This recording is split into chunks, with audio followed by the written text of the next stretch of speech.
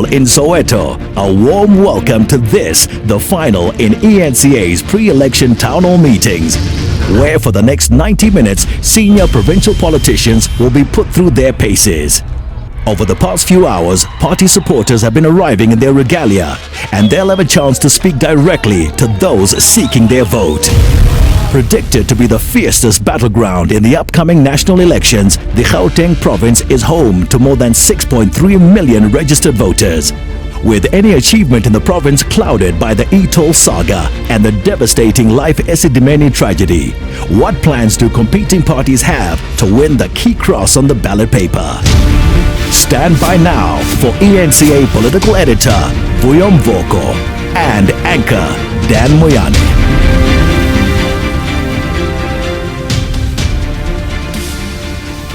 Good evening, ladies and gentlemen. My name is Dan Moyane. Welcome to eNCA's last town hall debate ahead of the elections next week, Wednesday. We are in Soweto, just southwest of the CBD of Johannesburg, the city of gold, the capital of Gauteng.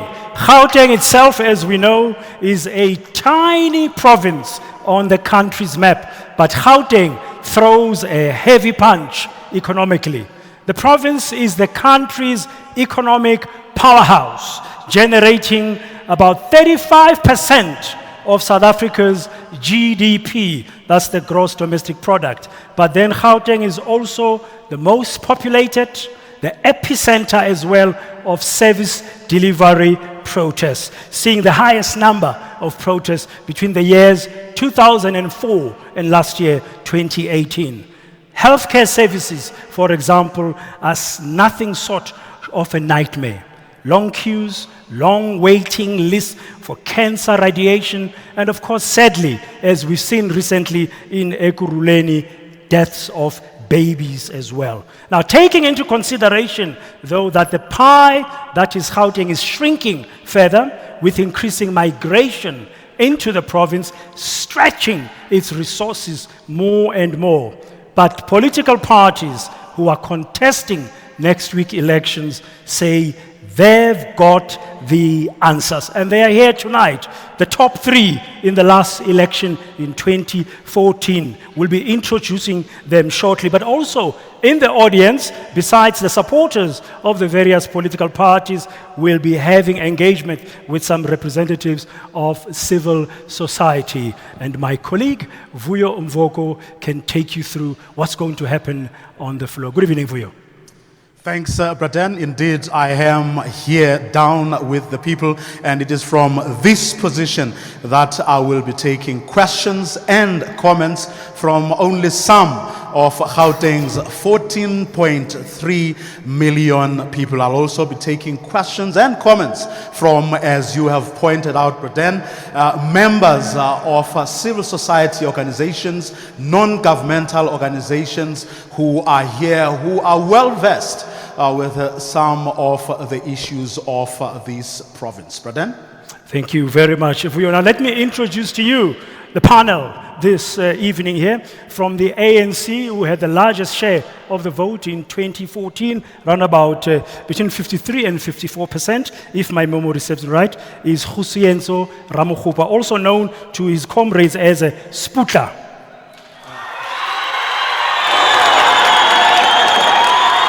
And from the Democratic Alliance, the DA, they got around 30% last time in the election in 2014, is Makashule Ghana. He's a national campaigner on BFC services.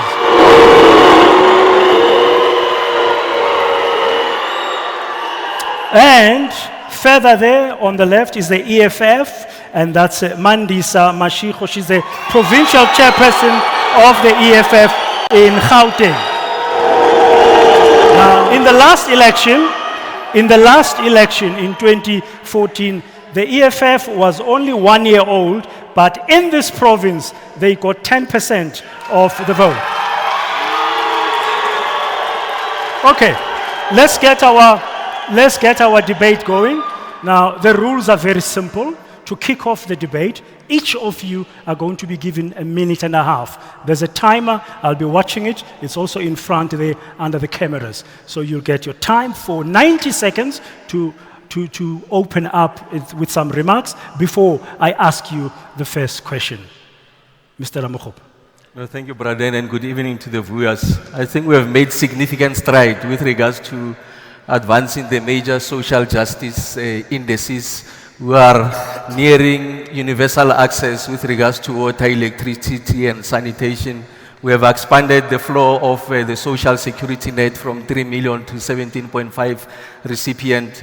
We have built over 3.2 million houses, subsidized houses across the country. 1.2 million of those are in Gauteng. We have increased the literacy levels. We are beginning to address the two-tier health system in this province. We have increased the number of the employed in absolute number terms by 7 million people. We have been able to triple the GDP of the country. Now we are sitting at about 4.5 trillion rands. So, but we are accepting that we have not been able to target the 3 factors of production. The first one is land, and that's why we are advocating for expropriation without compensation so that to create new asset classes for the poor to be able to advance. The second one is to ensure that you are able to build what we call solidarity economies so that the poor, especially the cooperatives, can begin to participate. We are beginning to galvanize private sector to ensure that we invest 1.2 trillion rands in the next 4 years to grow the economy of this country. And that's why the ANC is the answer to this country. Okay. Thank you very much, Mr. Ramokgopa. Okay, so these are just opening remarks, so voters can get a sense of why they should be voting for you. Mr. Ghana as well, 1.5 minutes, 90 seconds. Your time starts now. Thanks very much, Mr. Den, and good evening, fellow South Africans. You know, when we go to the ballot on the 8th of May, we need to remind ourselves why we are going to the ballot, especially with where the country is going. We have seen in the last 15, 20 years, this country being sold to the highest bidders. And in my travels throughout the country, people are saying that they want a job. People say that they want speeded up service delivery. People say they want to be safe in their homes. And people say for too long, they have seen corrupt politicians. They have seen public officials who have stolen their money. They want to see them wearing yellow and orange overalls. And that's what the people are saying on the ground. So when we go to the ballot next week, Wednesday, we must remind ourselves that we live in a very beautiful country. South Africa is a very beautiful country. It has got a great potential, but it has been failed by politicians in the last 25 years. We have an opportunity to put South Africa on the right path so that we can be able to realize its potential. And the people of South Africa say they want to live in a dignified life. People of South Africa want a job. People of South Africa want to be safe, and they know it is through the DA that they'll be able to get a job in every home, they'll be able to get service delivery, and they'll be able to be safe in their homes. And that's what the DA promise is. It's our commitment to the people of South Africa. Thank you very much, Mr. Ghana. And now,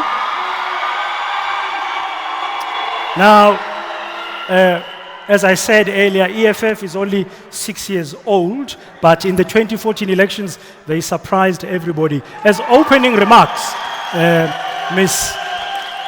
Mashiko, your 90 seconds starts now. I think the first thing that we need to clarify is that we are going to surprise millions more this year. But let's deal with the land expropriation without compensation lie by the ANC. It is the EFF that went to Parliament in 2014 for the very first time and advanced a motion to have land expropriated without compensation. The ANC in 2014 rejected that proposal.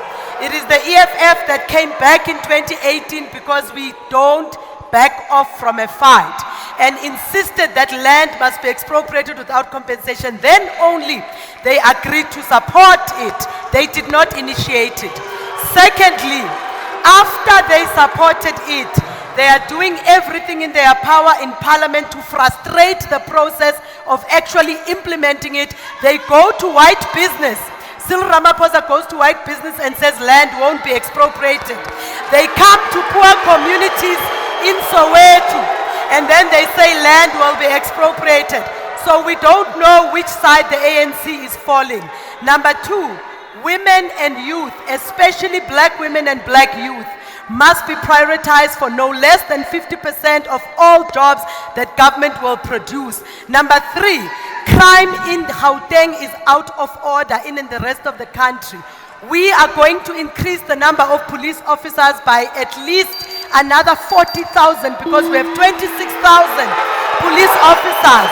And the 26,000 police officers that we have are too few. Healthcare, life estimate must never ever happen again, and only the EFF will ensure it. And the e-tolls must fall. Thank you, Ms. Mashiko. Okay, hold on. Can we, when I appeal for cooperation in terms of time, let's respect that. Okay, one issue that's standing out from what each of you have just said, one issue. There are several others. We'll go through them and try and get your answers from you. One biggest issue is the economy. There's economy, and under the economy, there's a topic of jobs for young people. There's a question of land that's been mentioned. There's a question of safety that's come up, because it all supports the economy. I'm sure we all agree. But when we look back at the last 25 years, Mr. Ramakgopa, today, even in Gauteng itself, the richest province in South Africa, the level of inequality is still huge. How do you convince voters today that if they vote for the ANC, the next 25 years are going to be different? Well, there are a number of reasons. The first one, you know that one of the primary and underlying conflict in this country is the ownership of property, land included. So what we are saying is that, and province has already started the process of rapid land release. So we give land into the hands of the poor so that they are able to create new asset classes, they are able to leverage that to get access to the banks, and they are able to grow the economy. The second one is that there are two powerful instruments at the disposal of the state. The first instrument that the state has is the fiscus, is spending power. And in Gauteng, we have about 130 billion rands of that. So we're saying we want to ring fence not less than 30% of that to be directed to township economies, in particular young people and women. The third area is the reindustrialization of townships, to ensure that young entrepreneurs, one, have got access to these properties. These are some costs. We have already invested in these properties, but we are not sweating them. So it is important that they are in the hands of young people, entrepreneurs, so that they can participate in the mainstream economy and we are able to close the inequality gap. Okay, you got the majority. Hold on. You got the majority of the vote in 2014 on a number of promises, okay?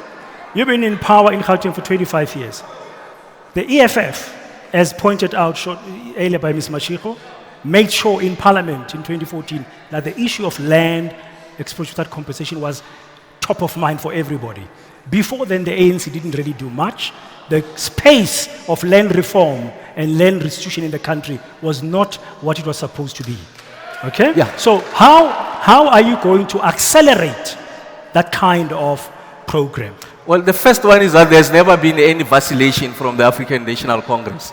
We have always said that Section 25 of the Constitution does provide for us to be able to expropriate land. All that we are saying is that you must make it explicit that the option of expropriation without compensation is possible. That's fine. That's the first. My the question second is, one, how are you going to accelerate? How are you going to do things differently? This is how we are not suggesting that this is what we are going to do in the future. It's something that we are currently doing.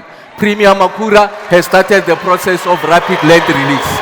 The second one is the township economies. We have industries. We have Babelegi, Namaskral. We have Ekandastria in the Bronkhorstspruit. We say that we need to revitalize this. The state must use its spending power to ensure that it's in the hands of entrepreneurs and we are able to grow the economy. We are able to procure from these small emerging entrepreneurs so that they can participate in the mainstream economy.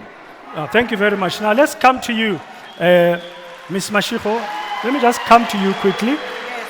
How, if the EFF gets more than, you said you're going to surprise more millions this year. Yes. If you get a bigger chunk, commentators currently are saying you might become more of a kingmaker again in this province if you get more votes than you did in Or a 2014. queen maker. Sorry? Or a queen Or maker. a queen maker. Patriarchy must fall. Okay. Or a queen maker. Thank you. Patriarchy must fall.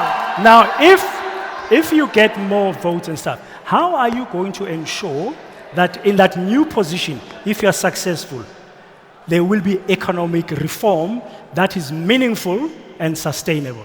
Yes. Look, we must be very clear about certain things. Gauteng is only 1.8 million hectares out of 122 million hectares of the rest of the country. So even if we expropriate all vacant land and all land in Gauteng, it will not be enough to accommodate, for instance, the current housing program. However, there's possibilities to build high-rise buildings. There's possibilities to go for alternative economic policies, which is, the EFF has proposed very clearly that we must industrialize Mpumalanga, Limpopo, Northwest, Free State, Eastern Cape, KZN, Northern Cape, even Western Cape and all the other provinces outside of Gauteng. Why? Because there's a critical error that was made in '94 when they traded economic power for political expediency. And that was not to create jobs in the other provinces around Gauteng. That has forced people to come to Gauteng and look for jobs, which is correct. When people don't have jobs in their provinces, they must come here and look for jobs. Therefore, we have clearly stated that we must industrialize through massive manufacturing programs. We are going to create economic trading zones and tax-free economic trading zones in all the areas where agriculture is possible, where mining is possible, so that we can create jobs in the other provinces. It's possible, it can be done, and we will do it. But I wanted to put on record very clearly that the African National Congress must not say that they are already distributing land, because we cannot lie to ourselves. There is no such a thing as rapid land release program. I am in the legislature with Makura and Uhuru. They have been talking about rapid land release. Show me one person here who has benefited from rapid land release. Number two, Okay. let me be clear about something else. Let me be very, very clear about something else. The ANC say that they've brought about some kind of entrepreneurship here in the township. Okay. Pick and Pay and Old Mutual have colluded with provincial government to rip off current township owners of spaza shops. They are repossessing their spaza shops under a wrongful so-called BEE program, and yet they are putting them into debt. Okay, thank you. We'll follow. There's some points you've made there. I would like to follow up on them later. Mr. Ghana, we have seen your party since the last local government elections being co-governing the big metros, Tshwane and Joburg, as an example, and in coalition with the EFF. Okay? But we've seen increased service delivery protests and uprisings. For example, under your leadership, the poor are still underserviced. If they choose to vote for you, how is their livelihoods going to improve? Thanks very much. The service delivery protests, yes, they have been there. But if one looks at even the quality of life survey that was conducted, one can see the work that, for instance, Mayor Herman Mashaba has been putting in Johannesburg, wherein he has been able not only to speed up service delivery, but also to attract private investors to ensure that we are able to provide low-cost housing in the inner city. Just last week, the mayor signed a deal of over 20 billion rands, wherein the private investors have come in to invest in the inner city so that people can get low-cost housing. And how do investors come into a government? Is when the government is clean, when they know that when they want licenses, they will get that in time. There will not be a middleman that will demand a bribe. And that's what Herman Mashaba has been doing. But then if you look, for instance, the best-run municipality in Gauteng, no one can dispute it. It's Midval. that is led by the DA. And it has been the best performing municipality in the last 10, 15 years. So on record, even if you look at the top 20 best performing municipalities in this country, over 16 of them are DA led, which shows that where we govern, services are delivered to the people because we don't prioritize stealing people's money. Okay. So you want to say? You want to come back? Braden, Hold on. Braden, I just want to make 2 comments. And the comments are premised on the following. Is that familiarity with the facts. It's a minimum condition for a decent conversation. So let's deal with the issue of the EFF. The program of rapid land release started in Ekurhuleni. The process of rapid land release under the ANC administration in Tshwane, a program called Reaka Tshwane, was started in Tshwane. Let's come to what... That is a lie. Let's address what the DA is saying. The DA suggests just the most objective. There's an objective measure on the quality of services that are delivered to our people. And in Gauteng is codified under a report called the Quality of Life Survey. The worst performing municipality in Gauteng is the city of Tshwane. And that's the latest report. When in fact, in the 14-15 financial year, the best performing municipality in terms of the quality of life survey was the city of Tshwane. So there's been a rapid deterioration with regards to the provision of services that the communities are living. They can't do the most basic things. Before you build houses, before you release properties to property developers, collect waste, provide basic services to the people. And the people of Johannesburg have got a different experience. Okay, hold on. You want to answer to that? Ghana, yeah? You say it's very interesting that Sputler comes here and tries to grandstand. What he forgot to tell you is that when he left as a mayor in Tshwane, Tshwane was over R1 billion in the red. There was no money to provide any services. So what we've been doing since 2016 is to clean up the mess that he left in Tshwane. And yesterday I was in Hammanskraal. I have seen services being delivered. I have spoken to people of Sirmanville. And they are saying, you know what? We are seeing the DA difference. He knows what he left in Tshwane. So he cannot come here and say, no, we in Tshwane we are not delivering because there was no money when we got into Tshwane. Okay. Tshwane had a problem with money when the DA took over. Ms. Mashiko, you want to add your voice? Yes, I wanted to state it very clearly that it is not true that there was a rapid land release program. Not at all. Now, I wanted to also emphasize that even if the ANC imagined that they released land, here's the problem. It's a very small amount of land.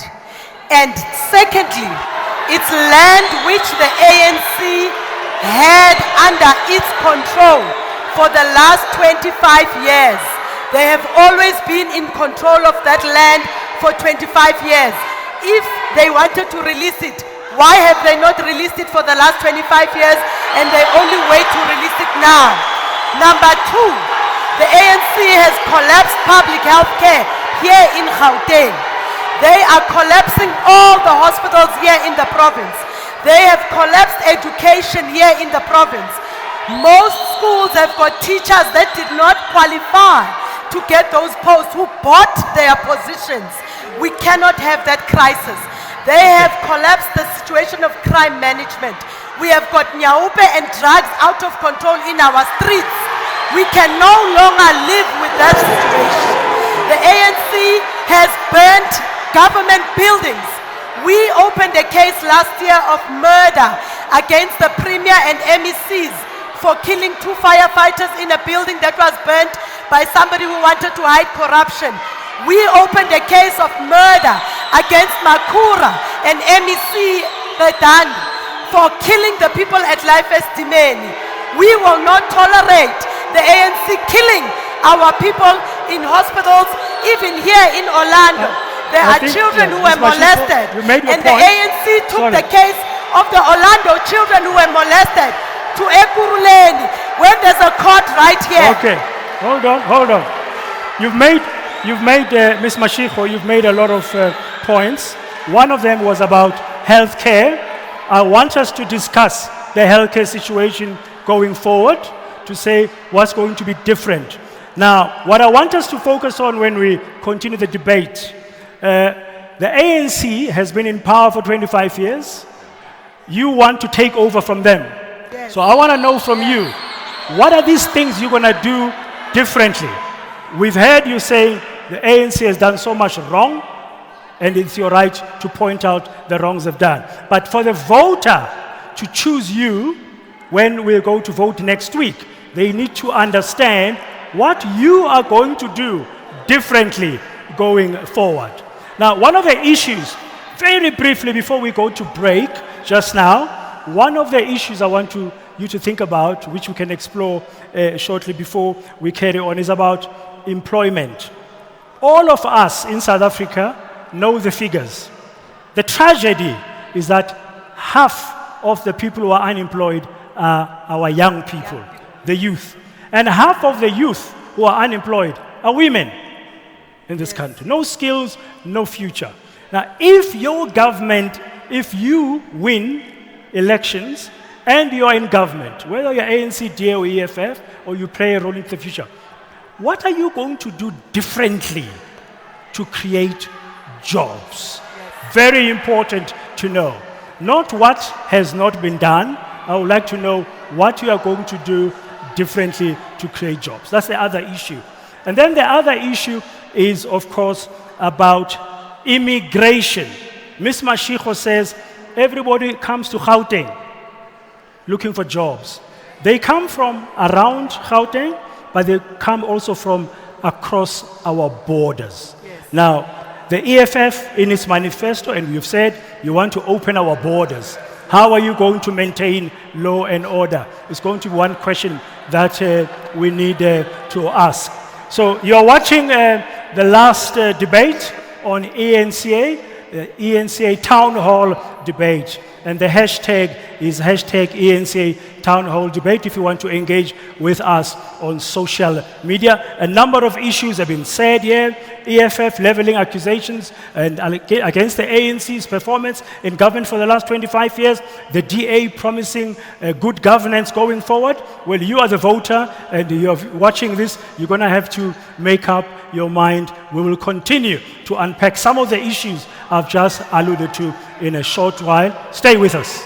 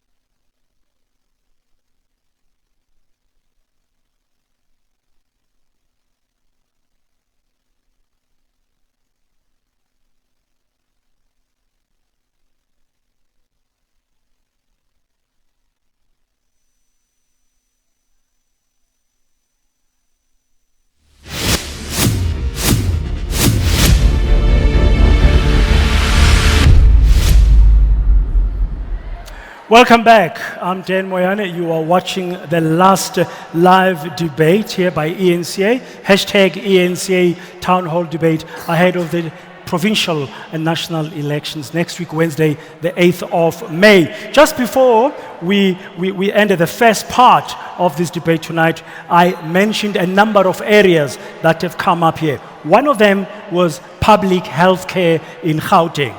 Even the Human Rights Commission has mentioned that it is not in a good state. We do not need even the opposition parties to the ANC to point that out. We know that the state of our public health care leaves very much to be desired, and poor people are suffering as a result. Now, the incumbent first. Why are you not getting it right, fixing the public health care? If you are put back into governing this province after the elections next week by the voters, what difference are you going to do to make sure that there's decent public health care, access, it's affordable, and it's working efficiently? Well, brother, the first thing that is required for you to have a better comprehension of the nature of the problem is to understand its causes. I think one of the mega trends in the globe is that of migration and urbanization. So Gauteng serves as a magnet of opportunities, provides a single labor market, concentration of skills, and those who are driven by pushing factors from the rural hinterland migrate to this nucleus called Gauteng. And as a result of that, over a period of 25 years, we have seen that our public healthcare system has been overburdened. In 1994, we were saving about 7 million visitors. Currently, as we speak, it's 20 million. But we have made significant improvements to ensure that we improve the quality of the offering. The first one is to ensure that we build additional community health care centers that are located closer to the people so that they don't have to travel longer distances, and also they meet the international standards. So as we speak now, we've built 41 community health care centers. The second one was to say that we need to expand the size of the infrastructure of the public healthcare offering in Gauteng. And we've built 7 hospitals in that period. Going forward, what are we going to do? The first one is that we've built an army of young men and women who are community healthcare workers, who are knocking on the doors of the chronically ill, the aged, trying to help them. We say, one, we are going to make them permanent so that they become part of the comprehensive healthcare system. The second one is the systematic intervention, that we need to address the 2-tier healthcare because the rich have got better access to healthcare facilities and the poor don't have. And the best way of doing that is through the national health insurance. And that is not only about funding, it's about the quality of services, it's about the availability of medicine, it's about filling vacant posts. So those are the interventions we'll be making going forward. Okay, thank you. I see we've got some members of the UDM who are arriving. Can they please take a seat? Members of the UDM, please take a seat so we can proceed. They can take a seat. It's a kind of a protest that we didn't include UDM. Let me tell you, there was an editorial decision. These were the top 3 parties in the last election in terms of the votes. And for this last debate, we included them. Please take a seat. Please take a seat. Okay. While that's being organized, I want to come to the DA and the EFF. When I listen to you, I'm thinking, without negligence and carelessness, like life acid-demanding tragedy, the 160 million plus that you've just paid to the families of the victims of that could have been better used to improve the healthcare system. I just want to make that point because it would have been very important to do so, okay? Now, you've got resources, but somehow the planning seems to be a problem. Yes. Well, I must indicate that life acid-demanding is the lowest point in the 5th administration. We convey our condolences to the families. The Premier has done 2 major interventions. The first one is to accept the report of the Ombudsman, and the second one is to institute the arbitration by Judge Musenek. And we say there must be consequent management. Part of a leadership problem in the country is to ensure that there's no consequent management. And that's why we are going after those officials who are found to be negligent, who are found to be in the wrong, and make sure that we take decisive actions. But going forward, we need to capacitate the state so that it's able to offer better services. We are able to ensure that there's meritocracy. We are advancing and promoting merit so that we get the best fit for purpose to resolve the problems that we are encountering. Okay, I think we're going to have to just hold on a little bit. Colleagues from the UDM, you must please take a seat, and then you can participate in this debate instead of protesting. Okay? We are having members, supporters of the UDM who are not happy that we've made an editorial decision as eNCA to only focus tonight's debate with the three parties that got the top three slice of the last national election that was in 2014, being the ANC, the DA, and the EFF. And we're trying to bring a semblance of order here so we can carry on with the discussion. We are talking about healthcare in Gauteng. And I want to hear from the DA before I hear from the EFF. You've heard what the ANC position is. We know the facts. What would you do differently in terms of healthcare if the DA were to win the elections? Thank you very much, Braden. You see, health is a very critical department. It's critical in a sense that when the health system fails, people die. We have seen people dying from life testimony, tragically. You know, we have seen the cancer patients in KZN, over 500 of them dying unnecessarily. So what we have done, because when we talk of fixing the healthcare system, we are not talking about things that we are not doing. For instance, if you were to look at the 9 provincial departments of health, one of the best, the only health department that gets a clean audit is the Western Cape Department of Health. And how are we able to do this? Because it's one thing to say, this is our plan to fix it. But what we are saying as a DA is that we use the experience, something that we have implemented. And it starts with making sure that you have proper qualified personnel running the hospital.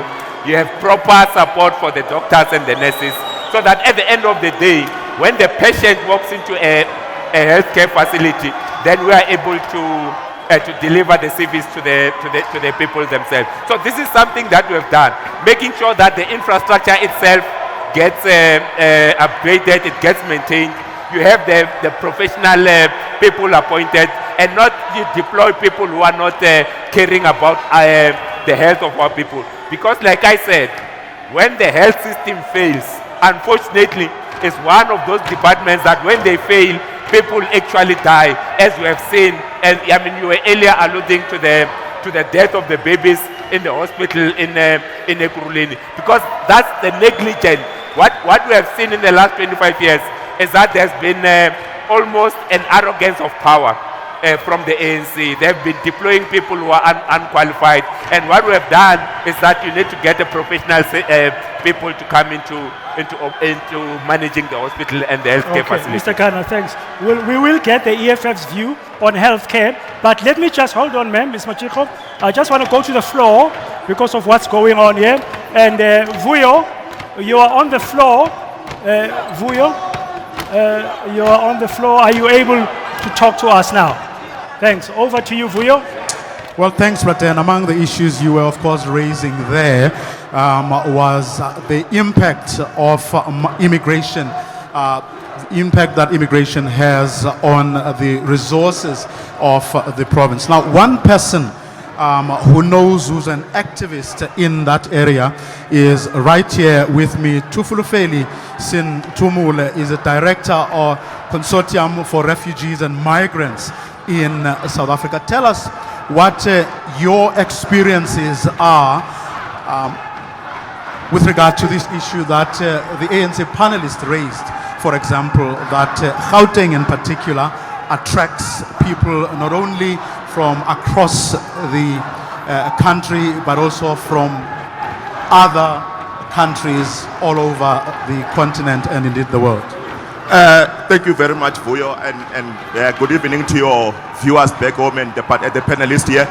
As the Consortium for Refugees and Migrants in South Africa, we are very much disappointed with the panelists for today because they raise issues of social justice, they have raised the issues of social solidarity, they have raised issues of youth employment, and when we look at their particular leaders, including your David Makura, he has actually came out very clear that the migrants who are coming from outside South Africa, they are the ones who are burdening the health system, which is not true because those are the unverified reports. In fact, the Minister of Health, I remember him saying this a few times, that the elephant in the room is the fact that South Africa doesn't have sufficient resources, and there is a contribution to that, he argued, that in fact comes directly from the numbers of immigrants that we have in this country. Yes, it's not only David Makura, like you have rightfully said. Even Aroni Mutwaledi, the Minister of Health, he has actually come out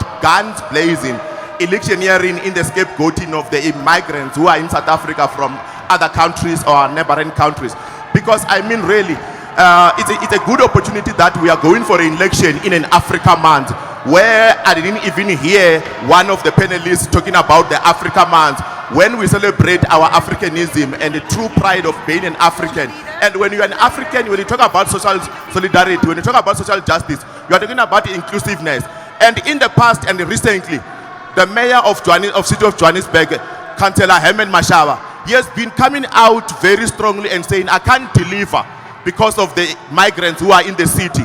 And here I'm sitting here listening to the political leader from the DA who's saying they are going to speed up the service delivery. But Herman Mashaba, who's the mayor, who has actually said it, that I can't do service delivery because of the migrants.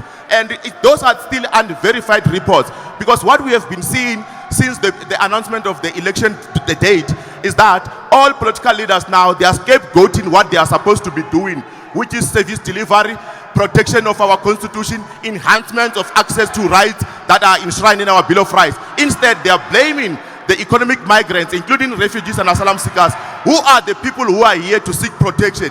We have seen the xenophobic attacks that happened after the ANC president, who is comrade Matamela Ramaphosa, who have said we will clamp down to all foreigners. What that statement transpired, then we wake up in the morning, we have got xenophobic attacks in Durban where lives are lost, and then we come here and then political parties that they then election and then they say we are here for all of you. Then is the Gauteng province not welcoming for migrants? So I need to hear from the panelists if when they come into power, the policies that they will develop will be inclusive of the migrants and our brothers and sisters who come from other countries, because South Africa belongs to all who live it. And the other issue which is very much critical, which is not coming out from the panelists, is that they've been saying that they will tighten the borders. They've been saying that they will be tightening our borders. And they will be tightening our borders from who? Because the migrants who come from other countries in Africa and abroad, they don't vote. So it's time for the local South African to open their eyes and see that what political leaders campaign based on, it's actually not factual and it's not verified. Most of those reports are not verified because we do verification of the reports. Because the last thing is that after the election, the certain political party, they win, and if they win, I can tell you, Vuyo, South Africa is part of the international community. We have signed so many conventions, we have signed so many treaties that talks to issues of migration, and there is no single political party that if they win election, they are going to change those migration agreements. They are going to remain the same. So they should be talking to issues that will then promote social justice and promote social cohesion. We will indeed get them to the panelists, that is, to respond to some of the issues that you have raised.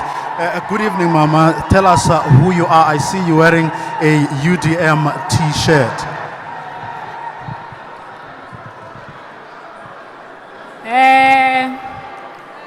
My name is Buima Chola, and I'm a descendant from the African National Congress. and a member of UDM. In actual fact,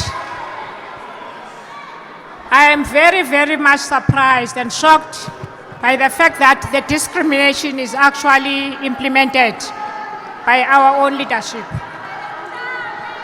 When you see these young people standing here, I'm of the view that that panel there, it cannot be the three parties that are actually representing the society, not only of Soweto, but of Gauteng in totality. Now I'm standing here as a leader within EDM, and I'm also saying this could have been avoided. You see, not that people want to be notorious, but we must not be divided by people that take decisions on behalf of the society. Every person's view is very important. And therefore, what type of culture are we inculcating to our youth when we are discriminating against whatever it is that they stand for?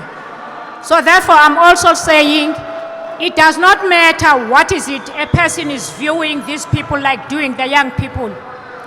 It is out of order for whoever that took this decision to be discriminating against other parties. There were people in the Eastern Cape who felt aggrieved that other political parties weren't invited where you as the UDM were invited, for example. I'm also of the view, Chief, that we're 25 years into democracy. We need to have quality people that are coordinating these type of sessions. By no means must they actually not know who exists and who is representing the society. Because people are not doing these things in corridors. You know, we must not divide these communities, and we must not plant a culture of disrespect towards one another. Everybody's voice is important. That's where we're going to leave it. A member of the UDM, she says she is. I am going to go back to you, Braden, just to get a sense from your panelists of their responses to some of the issues that were raised, especially by Tivufulufeli Sintumule, who is the director for refugees and migrants in South Africa. He feels that none of the political parties that are standing there with you actually has a grasp of what the real issues are as they affect immigrant communities.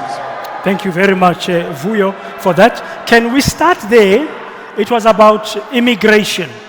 And the point was made by the gentleman Vuyo spoke to say he doesn't think that any of you understand the real issues around immigration. The EFF, for example, you've said recently, open up the borders.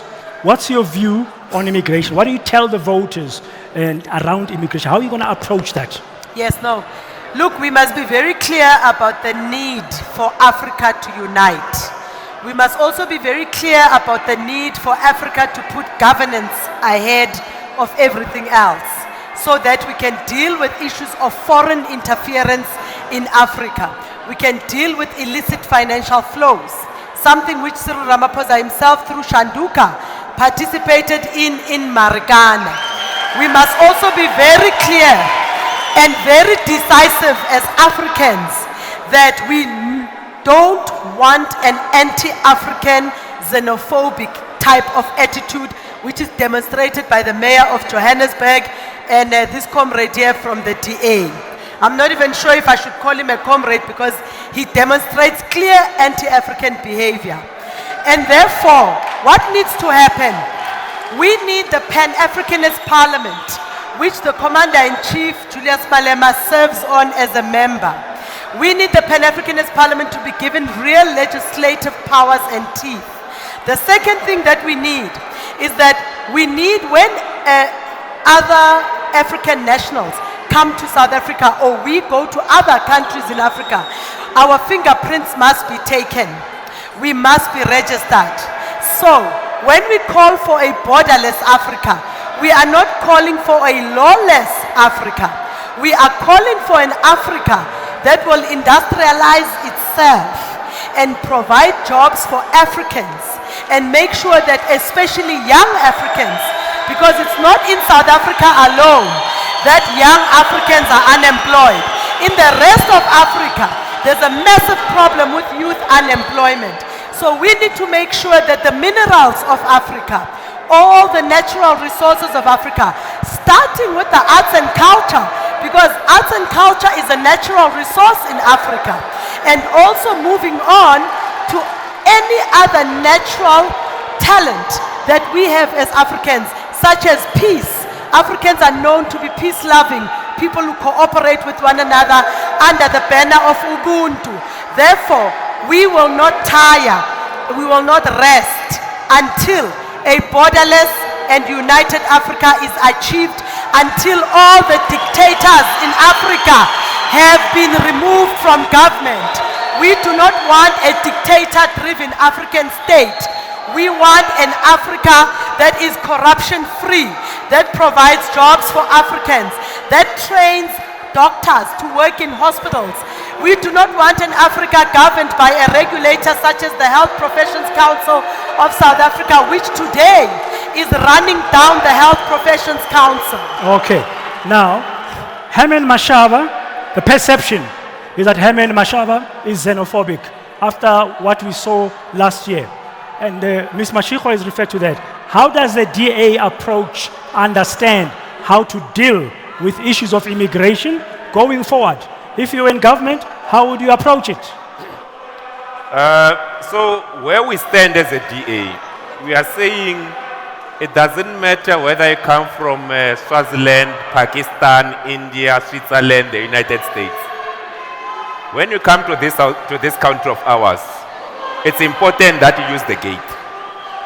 If you use the gate, we don't have a problem. We must make it easy for people from other countries to come to South Africa.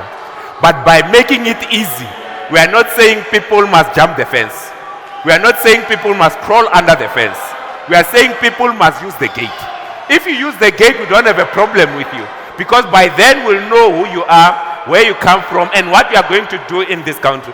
Because for us to develop as a nation, we do need to share the skills with other people from across the globe. So people must be free to come to South Africa. But what has happened, because now we effectively don't have borders, is that now it's easy to traffic drugs into South Africa. It's easy for criminals to come into South Africa undetected. So when we say we must secure the borders, we are saying we must secure the borders against criminals. We must secure the borders against drug peddlers. People who are here legitimately, they must be able to use the gate and they will be processed. Why is it so difficult for us to understand? Even if I were to come to your house, what will happen if I jump your wall? Will you accept me because I'm hungry? Or if I knock in your gate to say, Braden, I'm hungry, please give me some bread, you will open for me. But at the moment, people are jumping over the fence, are crawling under the fence, people are bribing Home Affairs officials. What we need to do is to ensure that we clean the corruption that's in Home Affairs, so that people from wherever they are, whether you come from Asia, you come from within the African continent, you come from the Latin America, it must be easy for you to come to South Africa with proper documentation so that we know who you are and where you're going to be in South Africa. Our borders are said to be porous. You've been the government, the incumbent. What's your view around immigration? What would you do differently to stop the border being porous? What I'm hearing from Ms. Mashiko there from EFF, people are welcome, but it must be legal. People must come here in the right way. And Mr. Ghana is saying similarly the same thing, that Africans are allowed. But currently, we're having a lot of criminals who find it easy to come into our country. Yeah. But then just to say the following, just a comment, by the way, is that I think that the fourth estate, the media has got an extraordinary amount of responsibility to ensure that we ossify the foundations of our democracy. And we must make as much effort as possible to ensure that there's a multiplicity of views so that the discerning voter can make the right choice. So I hope that going forward, the editorial policy will consider accommodating as many as possible. Let me raise the question. The first one is that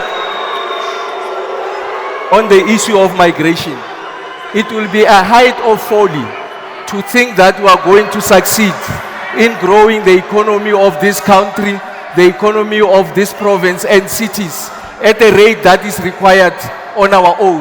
In a globalizing environment, you need a contribution of people from all corners of the world. If you look at the leading economies in the world, the number one economy and the top 7 economies in the world, barring China, they are deriving a lot of benefit from the participation of people from outside the borders. The second one is that we must caution against being Afrophobic, that we must not criminalize the contribution of people from other parts of the continent, from Africa, because they are coming to make a major contribution. The third one, I'm in agreement with the panelists. The first major problem is the porosity of the borders. So you need to address the problem at the source.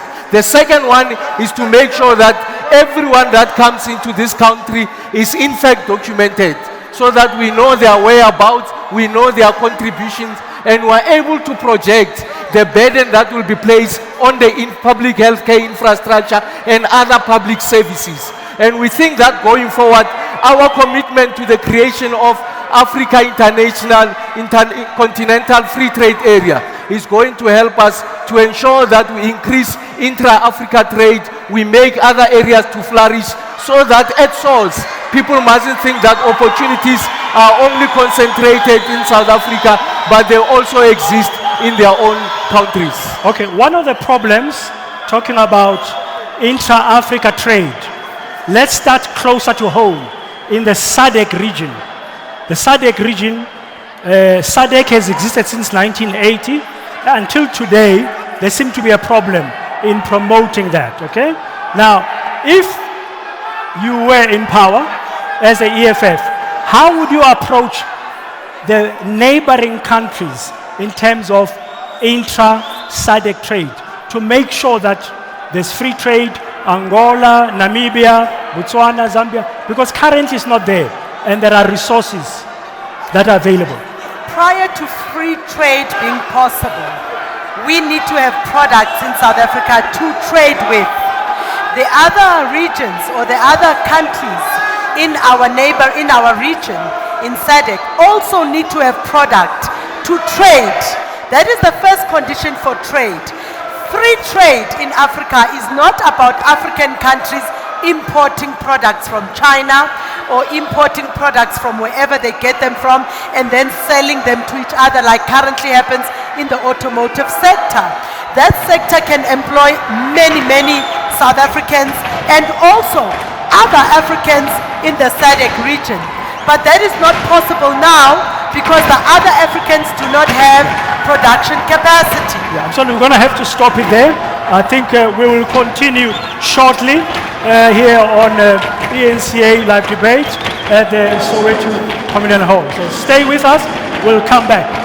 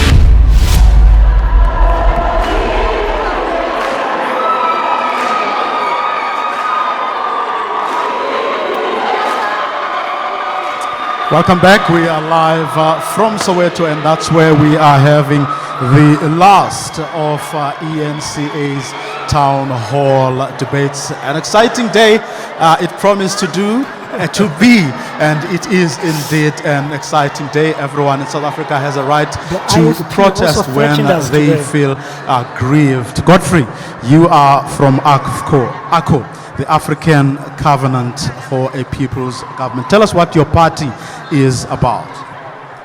Thank you, Vuyo.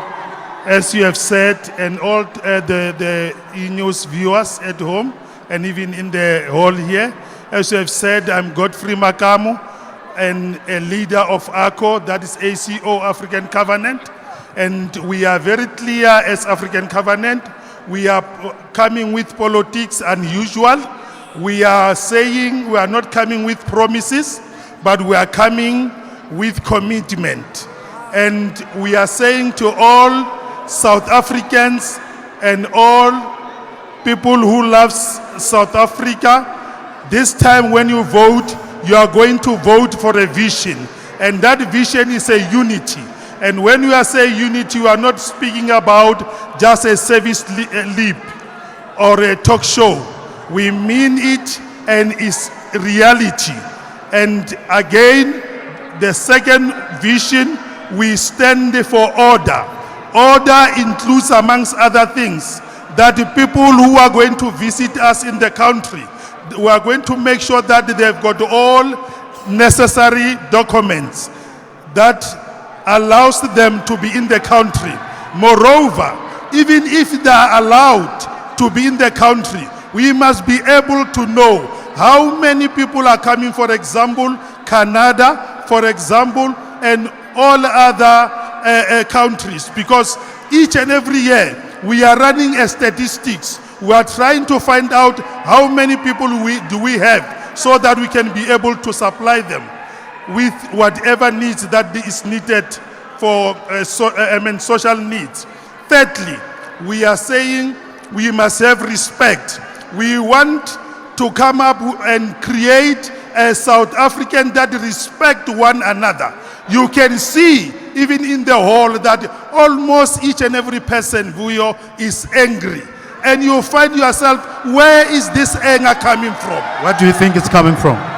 The anger is coming from the frustration. People are talking about problems and they don't have solutions. And as ACO are bringing solution, and we are promised that out of this we are going to prosper, all of us. But listen, Vuyo, even if we have got unity, we have got respect, we have got order, and we want to prosper, all of us. If we don't have values of love, the values of the truth and selflessness, which will lead us to bring a country that will give service delivery with integrity and excellency, that on itself, it will be in vain. Okay, that's where we're going to leave it. Godfrey from ACO, a party, one of the first time, the parties that are contesting this election for the very first time. 48 in total. That's the number of parties that will be contesting this election. I'm going to go around, if you allow me, Praden, to speak to some of the members of the various political parties that are gathered here. Talk to me, if you don't mind. Why are you here? Okay. Firstly, my name is Tabo Brian Sukhonyane, and I'm a businessman here in the township. I run my own operations, which is a registered company, an appliance repair company. But now, you know, my concern that I want to direct to the panel there is, we've had in the township here of Soweto revitalization, whatever that it may be called, you know? But my first question to the ANC, maybe it would be, do you have a database of the entrepreneurs or small businesses in the township? Because my concern is, if you want to come and help us, how do you help me when you don't know my concern? When you don't even know that I exist? That is my first question. Secondly is, you know, me as a business, you know, always give opportunities to young children, young students from technical colleges in engineering. And I have trained few ladies in engineering and electronics, and we have some big companies that I won't name who are actually part of, who actually give us services, who we give service to.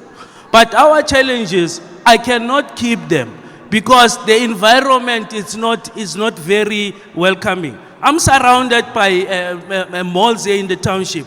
We have, you name it, Game, we have Pick and Pay and so on. But 3 kilometers around me, but I cannot have access and have work around them. Only white monopoly capital who comes out of the township to come and collect our money in the township. What are you guys going to do about it?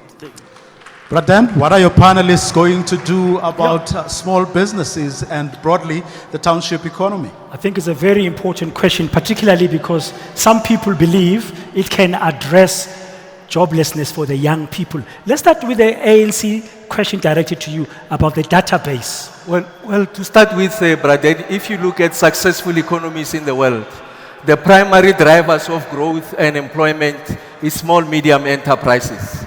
So that's the first one. The second one is that the problem you find in our country is that there's major concentration and vertical integration, which undermines participation of new entrants by creating artificial barriers to entry. What are these things? What are we proposing to do going forward? The first one is that there's a need for you to rationalize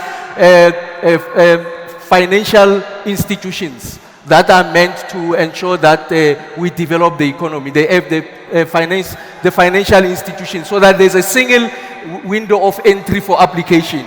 The second one is that you must be able to eliminate red tape so that you are able to facilitate the approvals of transactions. The third one that you need to do is that in your consideration of application, we must not only be driven by the profit motive or the return on that investment, but we must be influenced by impact as suggested by the gentleman. And the fourth one, what we are doing is that over a passage of time, under the stewardship of MEC Maile here in Gauteng, we have been having engagement with entrepreneurs from across the length and breadth of the province, trying to have a better appreciation of some of their frustrations so that we are able to unlock them going forward. And what have we done? We have been able to spend over 22 billion rands of our procurement on 20,000 businesses that are located in the townships for purposes of growing the township economy, and we are able to create Mr. employment. Just his question was, do you have a database? Yes. So you have a database. The exact point I was making is that as part of that engagement, spearheaded by provincial government, is to gather that kind of information to allow us to make the necessary interventions. Okay. Your view, Mr. Ghana? So one of the things, especially for small businesses, in my interaction, when I travel, whether I'm in Kimberley, whether I'm in Bizana, when I speak to small businesses, these are some of the concerns that they raise, not different from the gentleman here. The issue of access to funding, access to the market, and access to the skills. And that's something that we as a DA, we prioritize to say we've got a lot of development finance institutions, both in the province and nationally. But the access, how they get to small businesses is not clear. That's why, for instance, what we have done in Western Cape, where we govern as a province, we have what we call Kupuka centers, wherein we are able to bring to the fore the development finance institutions, link them with the small businesses, so that they will be able to register for SARS, they will be able to lodge in their companies. Because one of the other things that we need to realize is that the process at the moment for small business, even to get to register for SARS, is so complicated. But the most important two aspects that we have been assisting where we govern is one, access to finance. Even Mayor Mashaba has started with the opportunity centers to assist small businesses, but also is the access to market, which is something that we are doing where we govern. In Midval, for instance, when you look at the R59 corridor, you see a number of small businesses that are starting up because we are making it easy to link up to the small businesses and the venture capitalists so that there's a skills transfer and there's a knowledge transfer of the market. Okay. Ms. Mashiko, the EFF's view on supporting small business in townships, allowing them to flourish, the point the gentleman made. How would you respond to that? That question was the most appropriate question anyone could ask. The first thing that the EFF is going to do, because we have no choice but to accept now that these shopping malls are here, is to insist through making a law, because government cannot just will things into happening. You must pass laws that are progressive and then implement them. That all the shopping malls around Soweto and all the townships in Gauteng must procure goods and services from black youth and specifically women-owned companies. Let me tell you why. Let me tell you why that is not only possible, but it can be implemented immediately. It doesn't require resources from government. It requires serious parliamentarians to go to parliament, put a law as a proposal, and it's supported, and our people have jobs. We have here in Soweto and every township, not just in Gauteng, but in all other townships around the country, men in the majority who are welders. They are making gates. They make gates and what we call burglar bars from their homes. Who is buying those burglar bars and those gates? Only other black consumers. But the economic framework is so racist. None of these big developers who come here from the private sector utilize those welders. And the gentleman asked a very basic question. He asked the ANC, do you have a database of SMMEs here in the township? He did not answer it. If they had a database, they would have made it very simple to say even before procurement of government, all private companies, all of them, shopping malls and whatever, who come here to the township must utilize these welders. Kunabo mama la eSoweto, abathungayo. Kunabantu la eSoweto, abayenza impahla. There are even black jewelry makers, but none of these shopping malls is selling their jewelry. Instead, what Nedbank is saying, and what ABSA is saying, and what Standard Bank is saying, and what First National Bank is saying is what the ANC is doing. They are telling poor black people who must start businesses, come and rent a Maponya mall for 200,000 rand. Which black person can afford that? We are going to pass a law to force white people to procure from our people. But the other thing we are going to do, La Eval, Efanda Bail, there's a company called ArcelorMittal, of which Jacob Zuma's son has a 6 billion rand deal in as part of BEE deal. We don't want that nonsense of BEE. We want workers and communities to own companies. So we are going to renationalize ArcelorMittal, because ArcelorMittal used to, when it was state-owned under apartheid, when it was called ISCO, it used to provide the best quality steel in the world. And that steel has dropped. Why? Thanks to Jacob Zuma, thanks to Cyril Ramaphosa, thanks to Thabo Mbeki, and even thanks to Nelson Mandela, who supported a program to privatize our entities and make 1 million black people unemployed. We are going to bring them back into the state.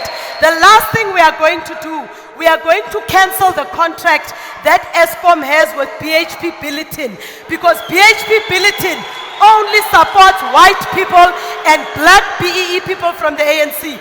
We are going to give black people who are running manufacturing entities the rates, the preferable rates for them to manufacture that are currently given to BHP Billiton, because we are not going to service white people with our taxes and with our votes. Thank you very much, Ms. Machuko. Over to you, Vuyo. Thanks, Patan. Well, I have Sipho Nkwanyana, who is from a party that is contesting this election for the very first time. He believes that his party has what it takes to give South Africans what they actually want. And what is it that you believe as this party, ATA, South Africans deserve? Thank you, Vuyo, and thank you to the viewers. We'd like to tell South Africa straightforward that in fact what we stand for is in fact a dispensation that will get rid of the lawlessness that is engulfing our country. That's number one.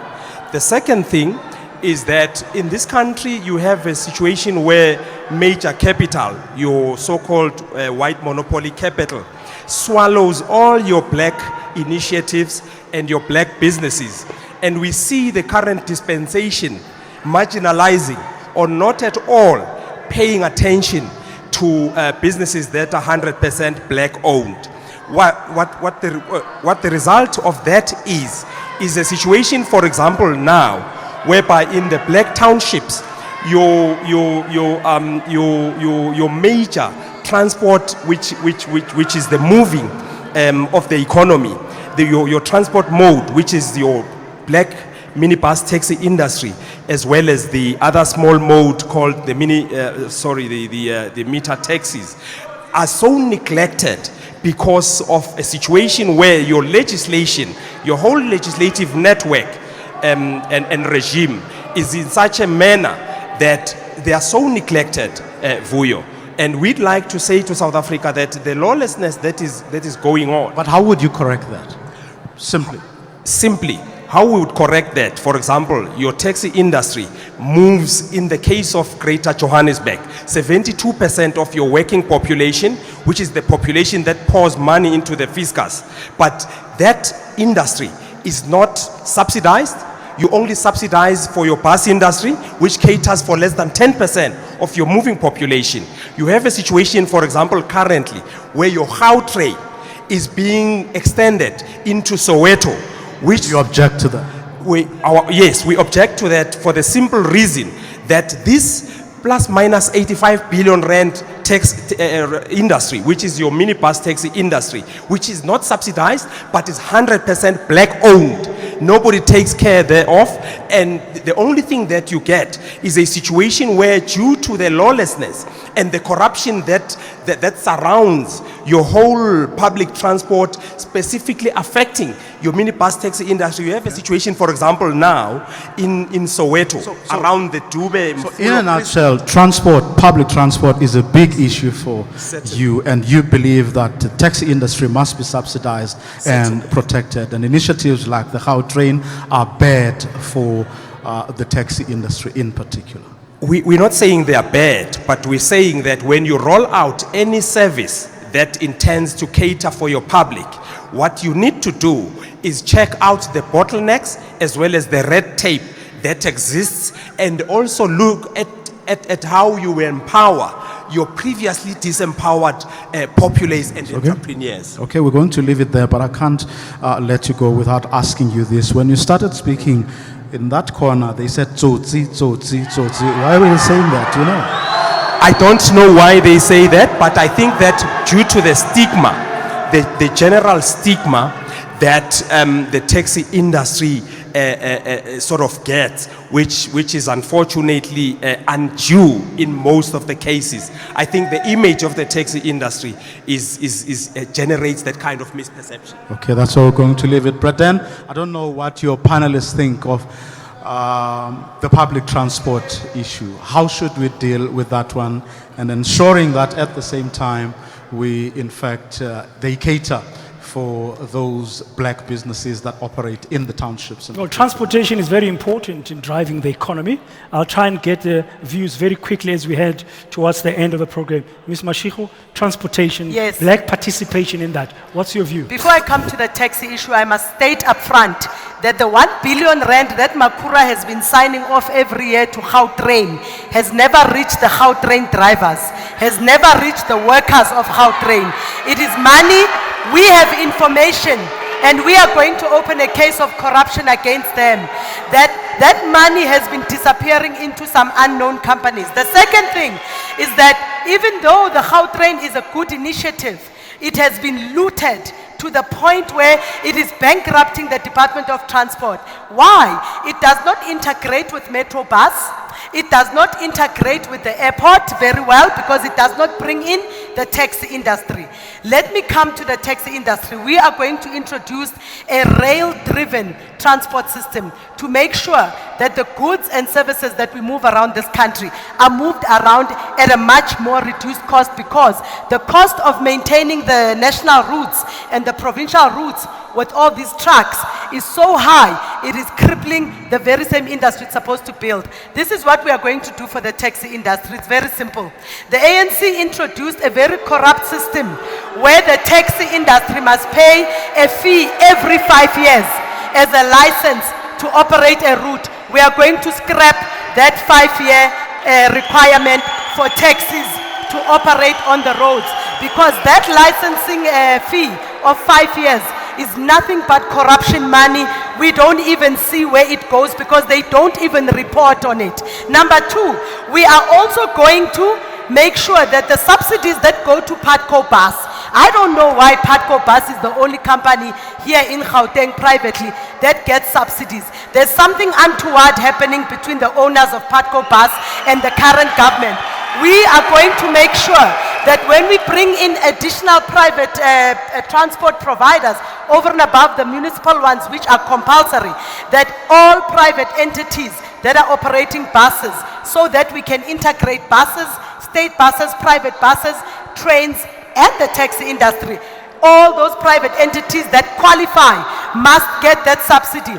We are also going to make sure that the current discrimination against the taxi industry, which comes via the lack of licenses that are not charged to Uber and to Taxify, which is discriminating the taxi industry, which was started by entrepreneurial black business people in the 70s with their own money, must stop. We are going to make the playing field fair and just. Okay.